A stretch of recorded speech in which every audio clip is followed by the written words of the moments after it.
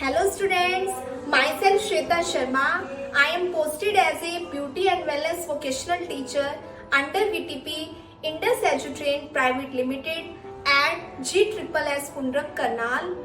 Students, आज की इस वीडियो में हम स्टडी करेंगे कि ब्यूटी एंड वेलनेस इंडस्ट्री क्या है, ब्यूटी एंड वेलनेस इंडस्ट्री में हमें अपना कदम क्यों रखना चाहिए और इसमें क्या क्या सर्विसेज दी जाती हैं क्लाइंट को, इसमें हम अपना कदम रख के अपना करियर कैसे बना सकते हैं, कैसे अर्निंग कर सकते हैं, इस चीज के बारे में आप जानेंगे. उसके बाद आप जानेंगे कि वर्क एरिया को कैसे प्रिपेयर किया जाता है, कैसे मेंटेन किया जाता है, हम उसको साफ सुथरा कैसे रख सकते हैं अपने कार्यस्थल को, वर्क एरिया को.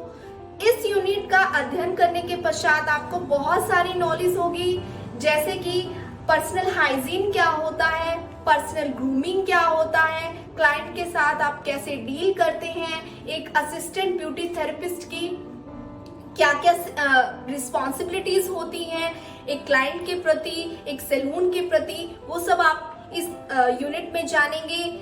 जो हमारे पास इक्विपमेंट्स होते हैं, इम्प्लीमेंट्स होते हैं, उनको कैसे यूज किया जाता है, उनको कैसे साफ सुथरा रखा जाता है, इसके बारे में आपको नॉलेज होगी.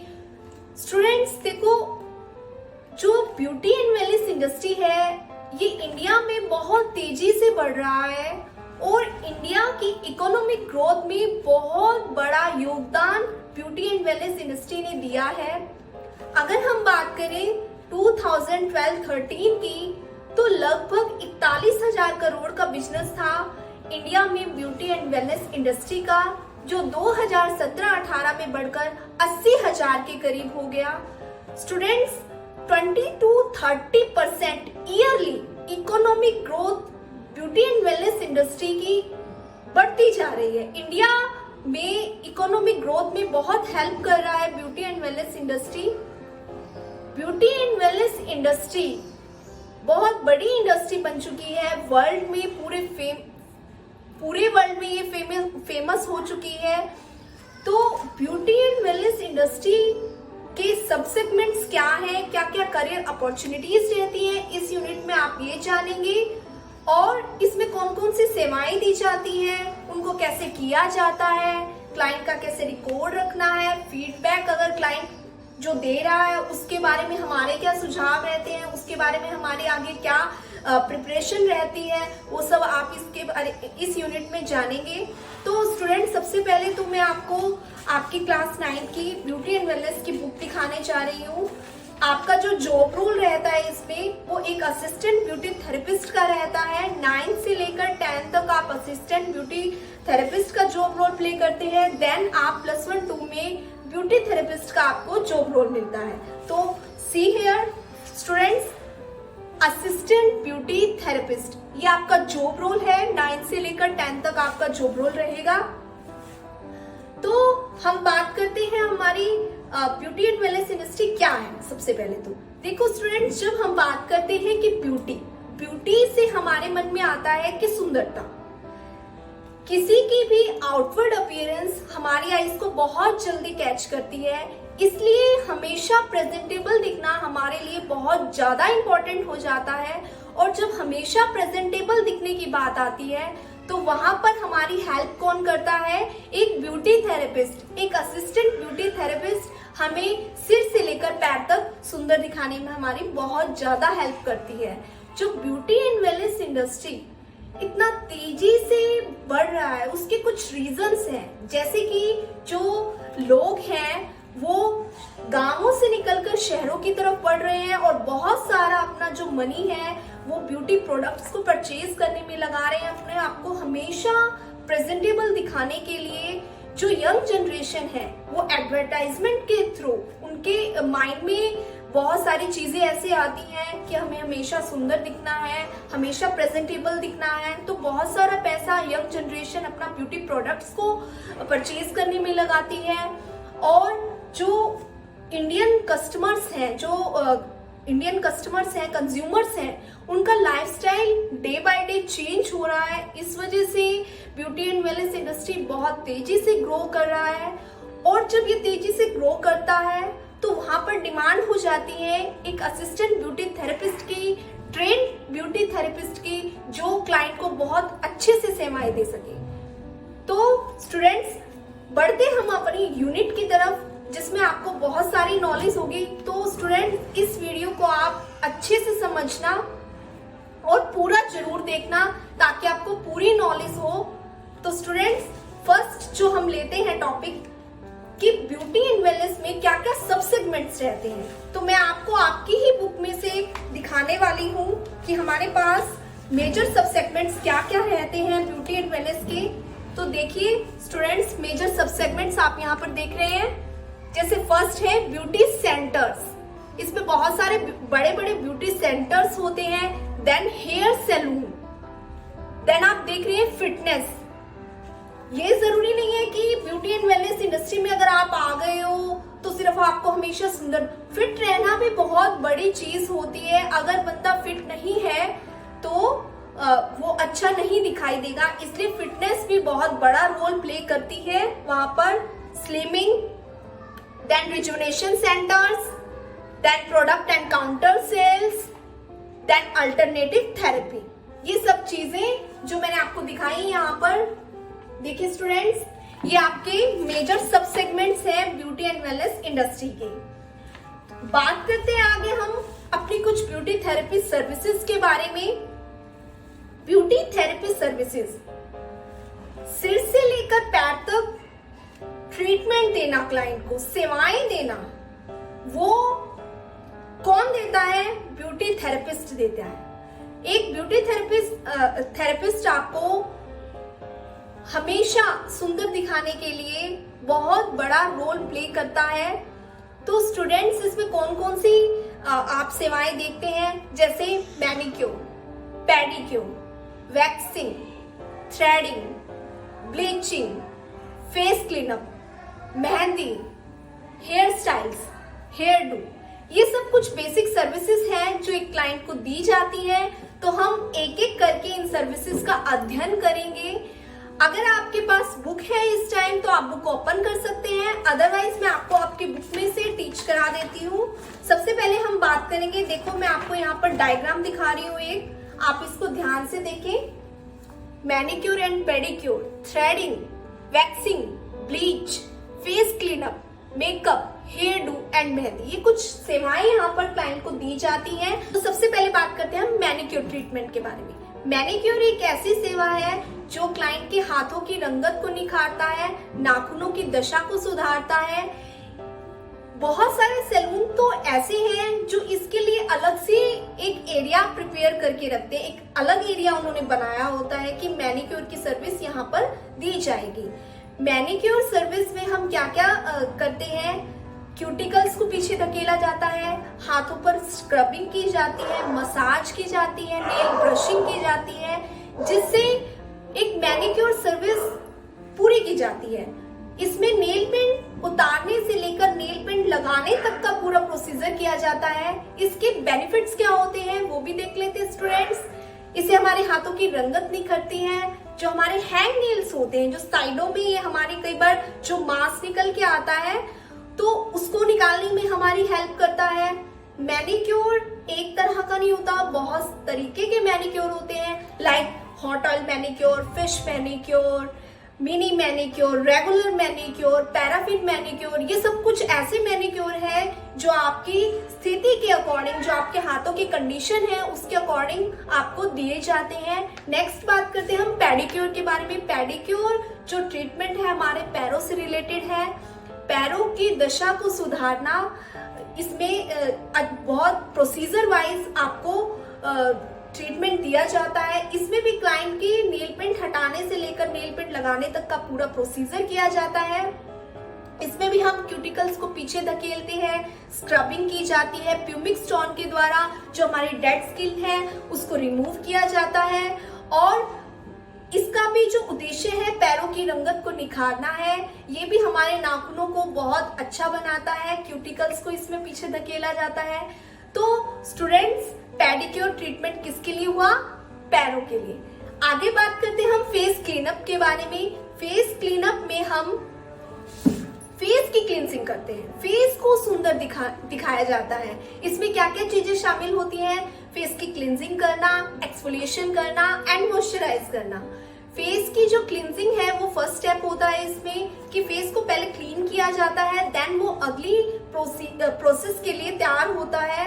एक्सफोलिएशन में हम स्क्रबिंग करते हैं, जो फेस पे डेड स्किन सेल्स होते हैं उनको हटाया जाता है, जिससे हमारी स्किन सांस ले सके। जब तक हमारी स्किन सांस नहीं लेगी, पोर्स में जो छुपी हुई मैल है वो निकल कर बाहर नहीं आएगी, तब तक हमारा फेस सुंदर नहीं दिखाई देगा। नेक्स्ट हम इसमें मॉइस्चराइजिंग करते हैं।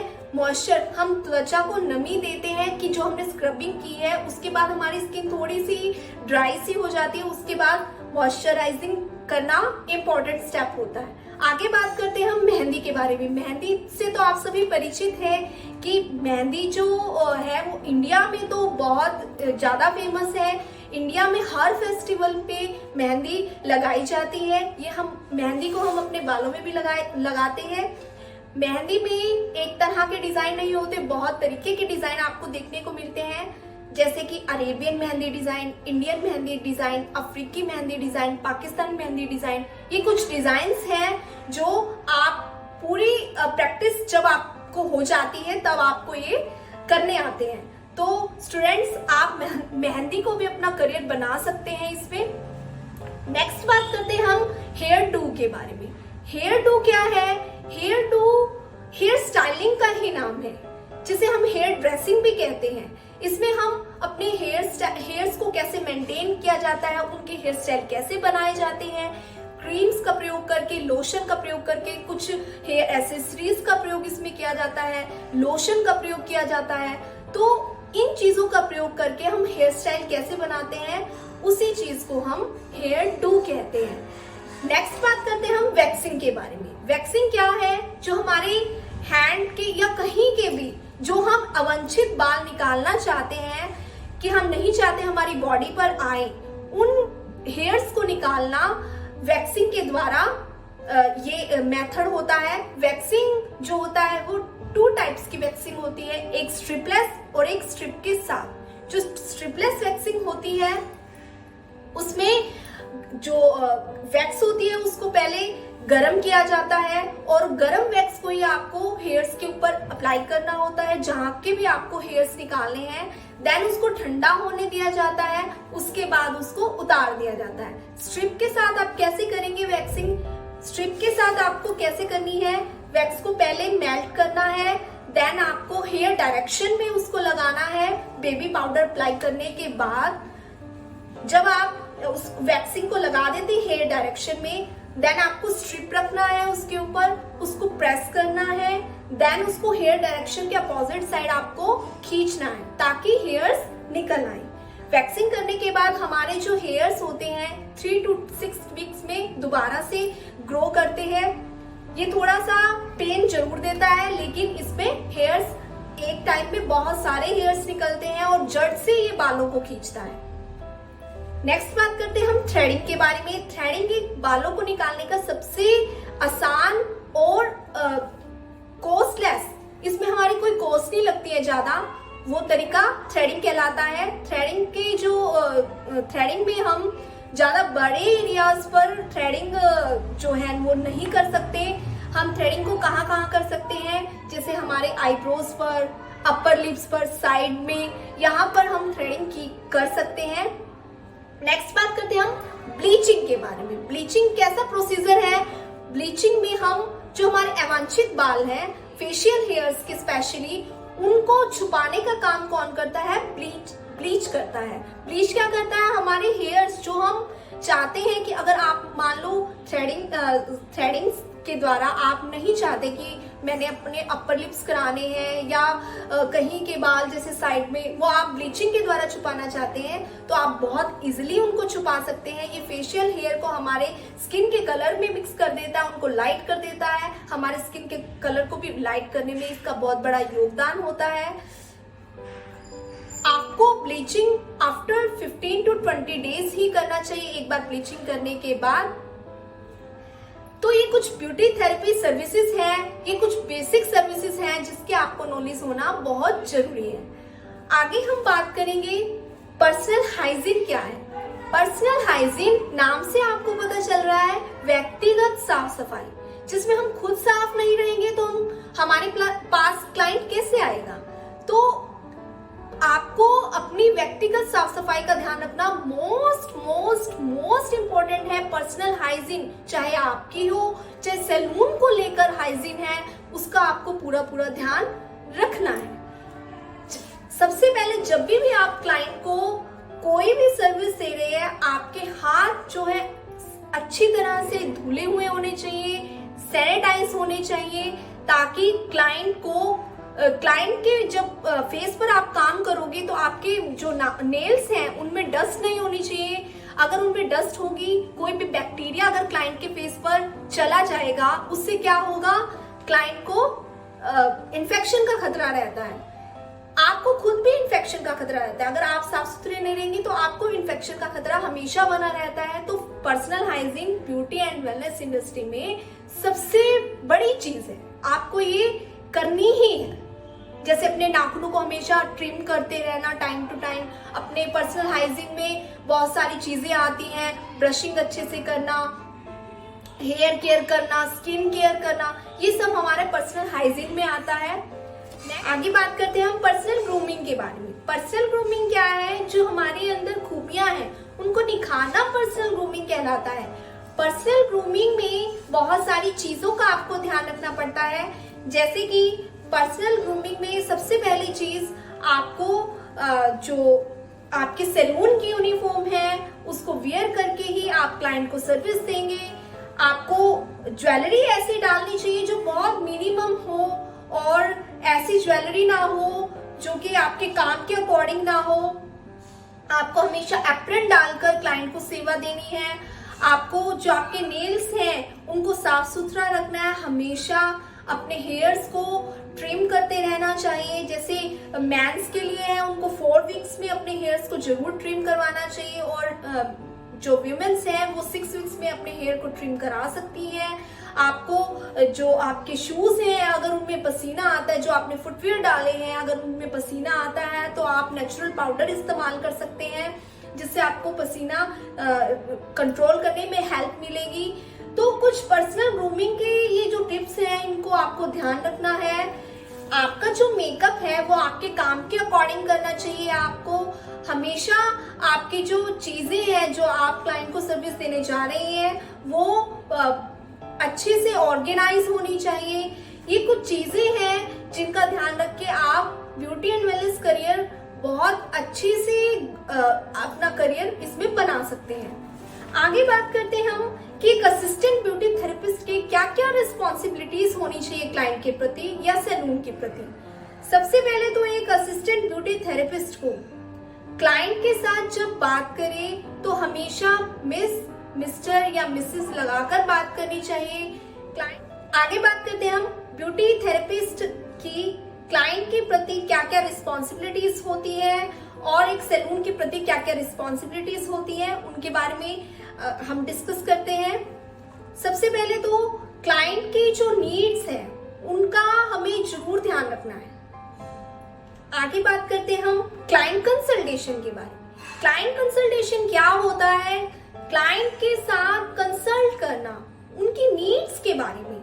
वो क्लाइंट्स हमसे कुछ होप लेकर आया हमारे पास सर्विस कराने के लिए, तो उनको उनकी सर्विस के प्रति सेटिस्फाइड करना हमारी पूरी जिम्मेवारी बन जाती है।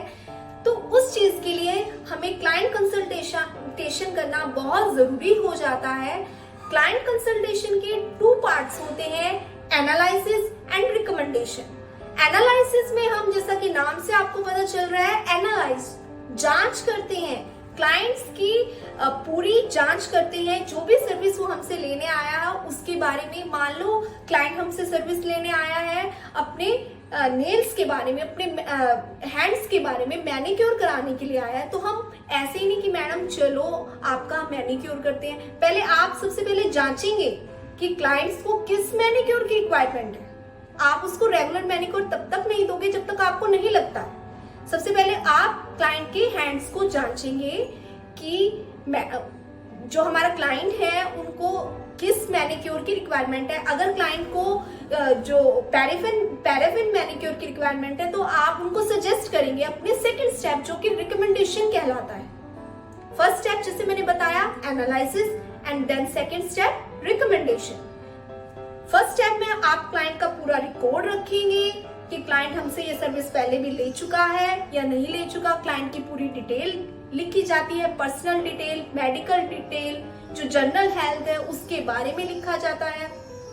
देन अगर आपको लगता है कि क्लाइंट जो अपने आप से सर्विस लेने आया है उससे बेटर सर्विस उसके लिए कोई दूसरी सर्विस है तो आप उसको सेकंड स्टेप पे रिकमेंड करेंगे कि मैम जो आप खुद से सर्विस लेने आए हो वो आपकी नीड से मैच नहीं कर रहा, जो मैं आपको सर्विस बता रही हूँ वो आपकी नीड से मैच कर रहा है तो आपको उस सर्विस से बेटर रिजल्ट मिल सकते हैं। तो आपकी जिम्मेवारी होती है क्लाइंट के साथ सबसे पहले उसकी नीड्स के बारे में डिस्कस करना कि क्लाइंट हमसे क्या चाह रहा है। तो इसी चीज को हम क्लाइंट कंसल्टेशन में डिस्कस करते हैं। आगे बात करते हैं हम एक असिस्टेंट ब्यूटी थेरेपिस्ट की क्या क्या रिस्पॉन्सिबिलिटीज होती है क्लाइंट को लेकर, सैलून को लेकर। तो स्टूडेंट्स आप इसको ध्यान से समझने की कोशिश करें। असिस्टेंट ब्यूटी थेरेपिस्ट की बहुत बड़ी जिम्मेवारी हो जाती है जब एक क्लाइंट उनके पास कोई भी सर्विस लेने के लिए आता है। सबसे पहले तो आप क्लाइंट की नीड्स को जानें, उनकी नीड्स से मैच करते हुए उनको प्रोडक्ट उनके ऊपर अप्लाई करें। जो कस्टमर्स हमारे पास वेटिंग में बैठे हैं उनको बताएं कि उनकी सर्विस शुरू होने में कितना टाइम लगने वाला है।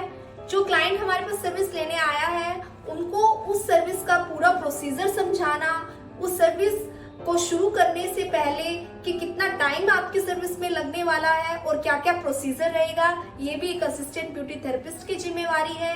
आपको क्लाइंट की पूरी प्राइवेसी का आपको ध्यान रखना है कि जहां पर आप क्लाइंट को ट्रीटमेंट दे रहे हैं वहां पर पूरी प्राइवेसी है या नहीं है। क्लाइंट की जो ज्वेलरी है वो ज्वेलरी क्लाइंट को हमेशा सामने दिखती रहे। आपको ऐसी जगह उसको ऑर्गेनाइज करना है कि कहीं क्लाइंट की ज्वेलरी गुम ना हो जाए। आपको प्रोडक्ट और इक्विपमेंट्स जो हैं वो अच्छे से ऑर्गेनाइज करने हैं कि फर्स्ट स्टेप ये है, देन सेकंड स्टेप ये है, देन थर्ड स्टेप ये है and so on.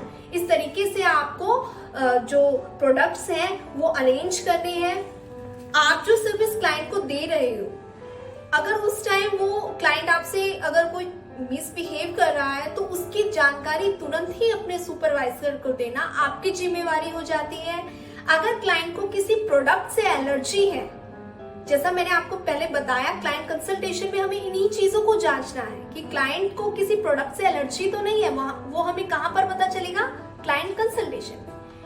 Client consultation में हमें पता चल जाता है कि हमारे क्लाइंट को किस किस चीज से एलर्जी है, जिसके बाद हमारे लिए सेवा देना उनको आसान हो जाता है। हम उन पर वो चीजें अप्लाई नहीं करते हैं जिनसे उनको एलर्जी है। अगर क्लाइंट को फिर भी किसी प्रोडक्ट से एलर्जी हो गई है तो उस सर्विस को तुरंत ही डिसकंटिन्यू करना आपकी जिम्मेवारी हो जाती है। तो कुछ ऐसी रिस्पॉन्सिबिलिटीज है ये जिसका आपको हमेशा ध्यान रखना है जब भी आप क्लाइंट को सर्विस दे रहे हो। आगे बात करते हैं हम कि हम अपने वर्क एरिया को कैसे प्रिपेयर करेंगे और उसको कैसे मेंटेन किया जाता है। तो वर्क एरिया को जब हम प्रिपेयर करने की बात आती है तो हमारा जो सैलून है सबसे पहले तो वो साफ सुथरा होना चाहिए। सैलून अगर हमारा साफ सुथरा नहीं है तो क्लाइंट पर बहुत गंदा इंप्रेशन जाता है जो आपके एक सैलून की रेपुटेशन के लिए बहुत मुश्किल हो जाता है। रेपुटेशन उससे सैलून की बहुत ज्यादा डाउन चली जाती है। सबसे पहले जैसे मैंने आपको बताया पर्सनल हाइजीन का आपको बहुत ध्यान रखना है। सैलून की भी हाइजीन का आपको बहुत ध्यान रखना है। जहाँ पर आप काम कर रहे हैं वहाँ चीजें ऐसे गिरी हुई नहीं होनी चाहिए। उनको यूज करने के बाद उनको अच्छे से साफ करके उनकी जगह पर रखना, उनको स्टरलाइज करके सैनिटाइज करके उनको उनकी जगह पर रखना, ये सबसे बड़ी जिम्मेवारी होती है ब्यूटी थेरेपिस्ट की। तो इन्हीं चीजों के बारे में आप इस चैप्टर में डिस्कस करते हैं। सैलून में आपको ऐसी चीजों का ध्यान रखना है जैसे कि प्रॉपर लाइटिंग है, रोशनी है, म्यूजिक जो हल्का हल्का म्यूजिक होना चाहिए एक सर्विस के दौरान वो भी है या नहीं। ये सब चीजें एक बहुत अच्छा इंप्रेशन डालती है एक क्लाइंट को सर्विस देते हुए। तो इन्हीं चीजों का ध्यान रख के आप ब्यूटी एंड वेलनेस इंडस्ट्री में बहुत अच्छे से अपना करियर सेटअप कर सकते हैं। आगे बात करते हैं, जब हम वर्क एरिया को साफ रखने की बात आती है तो स्टरलाइजेशन और सैनिटाइजिंग और डिसइंफेक्शन मेथड कुछ होते हैं जिनका हम यूज करके अपने वर्क एरिया को, अपने जो टूल्स हैं, इक्विपमेंट्स हैं, उनको साफ कर सकते हैं।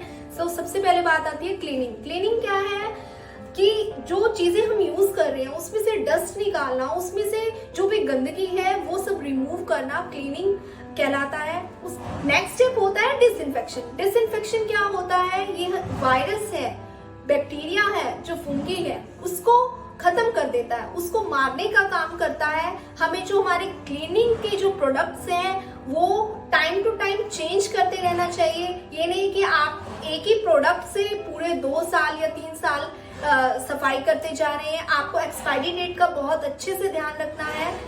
डिसइंफेक्शन के बाद बात आती है स्टरलाइजेशन। स्टरलाइजेशन क्या है? एक ऐसा मेथड है जिसमें हम सूक्ष्म जीवों को मारते हैं। किसकी हेल्प से? स्टीम की हेल्प से। इसमें हम जैसे ऑटोक्लेव विधि का प्रयोग करके छोटे से छोटे सूक्ष्म जीवों को इसमें खत्म किया जाता है जो हमें दिखाई नहीं दे रहे हैं। जैसे मान लो कोई कॉम्ब है, उस पर बहुत छोटे छोटे सूक्ष्म जीवों में कैसे पता चलेगा? इसलिए कॉम्ब को, टावल्स को स्टरलाइज किया जाता है, जिससे एक क्लाइंट के ऊपर यूज करने के बाद दूसरे क्लाइंट के ऊपर यूज करने से पहले उसको स्टरलाइज जरूर करना चाहिए, ताकि एक क्लाइंट की जो भी अगर मान लो क्लाइंट को कोई इन्फेक्शन है और वही टावल हम दूसरे क्लाइंट पर यूज कर रहे हैं, उस स्थिति में क्या होता है, दूसरे क्लाइंट को इन्फेक्शन हो जाता है फर्स्ट क्लाइंट से। तो आपको इस चीज का बहुत अच्छे से ध्यान रखना है। सैनिटाइजिंग क्या होता है? सैनिटाइजिंग जर्म्स को पूरी तरह से डिस्ट्रॉय कर देता है, इसलिए हमें प्रोडक्ट्स को और अपने हैंड्स को हमेशा सैनिटाइज करते रहना चाहिए। तो स्टूडेंट्स, हमने क्या सीखा इसमें कि cleaning, disinfection, sterilisation and sanitisation. तो आपको इन चीजों का बहुत अच्छे से ध्यान रखना है। आगे बात करते हैं हम टूल्स एंड इक्विपमेंट को कैसे स्टोर करके रखा जा सकता है। सबसे पहले जैसे मैंने आपको बताया कि टूल्स और इक्विपमेंट्स की हमें टाइम टू टाइम सफाई करनी है। Cleaning, disinfection, sterilisation and sanitising method मैंने आपको पहले बताया है, तो हमें उनको टाइम टू टाइम क्लीन करना है। देन हमें जो टूल्स हैं, जो शार्प टूल्स हैं, उनको कभी भी अपनी यूनिफॉर्म के पॉकेट्स में नहीं रखना चाहिए, जिससे इंजरी का खतरा हमेशा बना रहता है।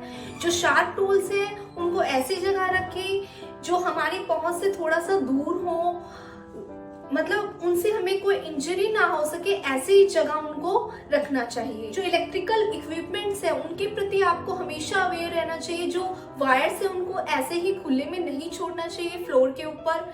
देन जब भी इलेक्ट्रिकल इक्विपमेंट आप यूज ना कर रहे हो तो उनको हमेशा टर्न ऑफ रखें। तो ये कुछ ऐसी चीजें हैं जिससे आप टूल्स इक्विपमेंट को स्टोरेज करके उनको रख सकते हैं। आगे बात करते हैं हम फायर के बारे में। फायर अगर किसी भी सेंटर पे, कोई भी सैलून पे या किसी भी जगह अगर फायर लग जाती है तो उसको कंट्रोल करना बहुत इम्पोर्टेंट हो जाता है। उसको अगर कंट्रोल ना किया जाए तो काफी बड़ा नुकसान हो सकता है, जान का भी, और जो भी आपके इक्विपमेंट्स हैं सैलून में उनका नुकसान भी बहुत ज्यादा हो जाता है। इस चीज को ध्यान में रख के फायर सेफ्टी का तो आपको ध्यान रखना ही रखना है। Fire safety is must. Fire में बहुत तरीके की होती है। फायर्स जो है उसको आगे 5 इसके डिवाइड किए गए हैं, जैसे class A, class B, class C, class D and class K. जो क्लास ए की फायर है वो कैसे फायर होती है? ये जैसे इसको वाटर से हैंडल किया जा सकता है, वाटर का प्रयोग करके इसको खत्म किया जा सकता है। जैसे किसी कपड़े में आग लग जाना, किसी लकड़ी में आग लग जाना, इस तरीके की ये फायर होती है। इसको हम इजिली वाटर के द्वारा कंट्रोल किया जा सकता है। आगे बात करते हैं हम क्लास बी की फायर में। बी की फायर, जो क्लास बी की फायर है, ये कैसे लगती है? ये लिक्विड्स के द्वारा लगती है, जैसे कि ऑयल्स है, पेट्रोलियम पेंट है, कुछ ऐसी गैसेस हैं, पैराफिन गैसेस हैं, जिसके द्वारा ये आग लग जाती है सैलून के अंदर या किसी भी जगह पर, इसको हम कैसे कंट्रोल कर सकते हैं? इसको हम उन चीजों से, उन मेथड से कंट्रोल कर सकते हैं जो कि ऑक्सीजन को कट कर देते हैं। इस तरह की ये फायर होती है। आगे बात करते हैं हम क्लास सी की फायर के बारे में। क्लास सी की फायर कैसी फायर होती है? ये इलेक्ट्रिकल इक्विपमेंट के द्वारा लगती है। इसको हम कैसे कंट्रोल कर सकते हैं? हम पावर सप्लाई को ऑफ कर सकते हैं और हम नॉन कंडक्टिव एजेंट का, जैसे कि कार्बन डाइऑक्साइड का प्रयोग कर सकते हैं फायर पर डालने के लिए, तो इसको कंट्रोल किया जा सकता है। आगे बात करते हैं हम क्लास डी की फायर के बारे में। It involves combustible metal fires like potassium, sodium, titanium, magnesium. इसको बुझाने के लिए हमें कभी भी वाटर का यूज नहीं करना, हमें ड्राई पाउडर यूज करना है। इसको कभी भी बुझाने के लिए हमें वाटर का यूज नहीं करना। आपको इस चीज का अच्छे से ध्यान रखना है। नेक्स्ट बात करते हैं हम क्लास के की फायर के बारे में। क्लास के की फायर हमेशा किचन की चीजों से लगती है, जैसे कि कोई वेजिटेबल्स ऑयल है, कोई ऑयल्स है, इस तरीके की चीजों से क्लास के की फायर लगती है। इसमें हम क्या चीजें यूज करते हैं? गीली चीजें, जैसे वाटर की हेल्प से आप इसको कंट्रोल कर सकते हैं। तो ये कुछ क्लासेस थे फायर्स के जो मैंने आपको बताए हैं। आपको इन फायर्स को अच्छे से रीड आउट करना है और समझना है एक एक चीज को बारीकी से, ताकि आप फायर्स की स्टडी बहुत अच्छे से कर सके, क्योंकि ये बहुत ही मेन टॉपिक रहता है। अगर कोई भी मिस हैपनिंग हो जाती है कहीं, तो आपको ये काफी हेल्पफुल रहेगा। आगे बात करते हैं हम फर्स्ट एड के बारे में। फर्स्ट एड वह चिकित्सा है जो क्लाइंट को या किसी भी व्यक्ति को हॉस्पिटल या क्लिनिक जाने से पहले दी जाती है। यदि किसी क्लाइंट को जल गया है तो उस चीज में आप फर्स्ट एड कैसे देखेंगे, आइए देखते हैं। इफ वन कैचेस फायर, अगर किसी भी व्यक्ति को फायर कैच कर जाती है तो सबसे पहले सर्विस को जो भी आप दे रहे हैं या जो जहां पर भी जैसे भी है उसको स्टॉप कर दे, drop and cover and roll. Then क्या करेंगे? उसके बाद put the burn area under running cold water at least 20 minutes. जो बर्न एरिया है जहां से जल गया है क्लाइंट, उसको 20 मिनट्स तक टैप के नीचे रखेंगे जहां से वाटर आता रहे और क्लाइंट को रिलीफ मिलता रहे। अगर पानी नहीं है तो वेट क्लॉथ का आप यूज करोगे। आगे हम समरी देखते हैं स्टूडेंट्स की हमने जो आज की अपनी क्लास ली है उसमें हमने क्या क्या सीखा। सबसे पहले हमने सीखा कि ब्यूटी एंड वेलनेस इंडस्ट्री क्या है, इसमें क्या क्या ब्यूटी थेरेपी सर्विसेज रहती है। देन हमने सीखा कि एक वर्क एरिया को कैसे प्रिपेयर किया जाता है, उसको कैसे मेंटेन किया जाता है। देन हमने स्टडी की कि क्लाइंट कंसल्टेशन क्या होता है, एक पर्सनल ग्रूमिंग क्या होता है, पर्सनल हाइजीन क्या होता है, इन चीजों के बारे में हमने डिस्कशन किया। देन हमने कुछ क्लीनिंग के, डिसइंफेक्शन, स्टेरिलाइजेशन और सैनिटाइजिंग के मेथड सीखे। देन हमने सीखा कि हम एक क्लाइंट को सर्विस देते हुए किन किन चीजों का ध्यान रखेंगे, हमारी क्या क्या रिस्पॉन्सिबिलिटीज रहती हैं क्लाइंट के प्रति, एक सैलून के प्रति हमारी क्या क्या रिस्पॉन्सिबिलिटीज रहती हैं। देन हमने सीखा कि फायर जो सेफ्टी है उसके क्या रूल्स होते हैं, कितनी तरह की फायर्स होती हैं और उनको कैसे कैसे कंट्रोल किया जा सकता है। फर्स्ट एड क्या होती है, फर्स्ट एड के बारे में सीखा। जो हमारे टूल्स एंड इक्विपमेंट होते हैं उनको कैसे हम स्टोर करके रख सकते हैं, उनको कैसे साफ किया जाता है, वो हमने डिस्कस किया। तो स्टूडेंट्स, मैंने ये कुछ ऐसी बातें आपको बताई हैं, कुछ ऐसे सर्विसेज के बारे में नॉलेज दी है जो आपके ब्यूटी करियर में बढ़ने में आपका बहुत ज्यादा आगे योगदान देने वाली है। ये आपका यूनिट का ये जो 9th क्लास है, आपकी फर्स्ट यूनिट है, ये आपको बहुत ज्यादा हेल्प करेगी आगे अपना ब्यूटी एंड वेलनेस जो करियर है उसको सेटअप करने के लिए। तो स्टूडेंट्स, मेरी तो आपसे यही गुजारिश है कि आप इस करियर में इतना आगे बढ़े। आपको एक एक चीज आगे जैसे जैसे आप डे बाय डे इसको पढ़ेंगे तो आपको बहुत सारी नॉलेज मिलने वाली है। तो स्टूडेंट्स, आज की इस क्लास में बस इतना ही। Thank you.